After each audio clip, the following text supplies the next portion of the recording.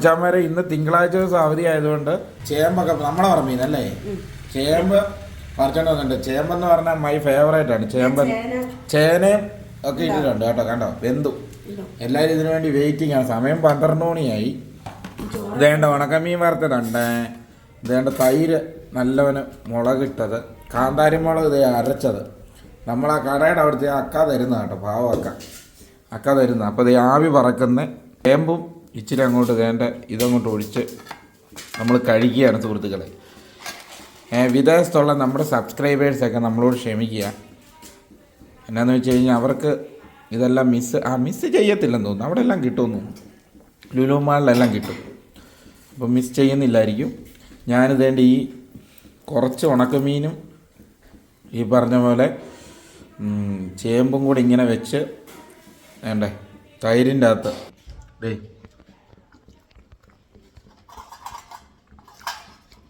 വാ സ്വർഗം മാമ സ്വർഗം. അടിപൊളി കേസാട്ടോ.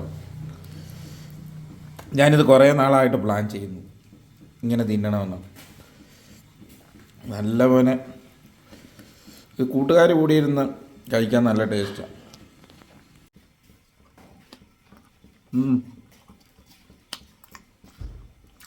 ഉണക്കമീനും വാവ്. അമ്മയുടെ ചേനയാണ് ഇഷ്ടം.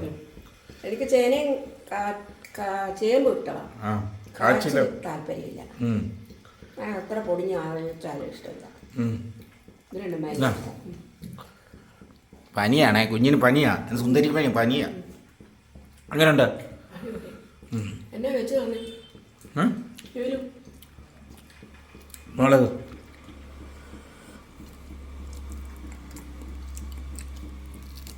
എത്ര നാളായെന്നറിയാം ചേമ്പൊക്കെ തിന്നിട്ട് അല്ലേ അമ്മ? സെറ്റപ്പ. ഇത്ര സാധനം വേണേ. തൈര്, മുളക്, കാന്താരി, ഉണക്കമീൻ, പിന്നെ ചേമ്പ്. അവന് ചേന ഇഷ്ടമല്ല. എനിക്ക് ചേന ഇഷ്ടമല്ല. ഇതിപ്പോൾ സെറ്റപ്പ് വേണ്ട വന്ന് മൊത്തം തിന്നും. ഭയങ്കര ഇഷ്ടമാണ്.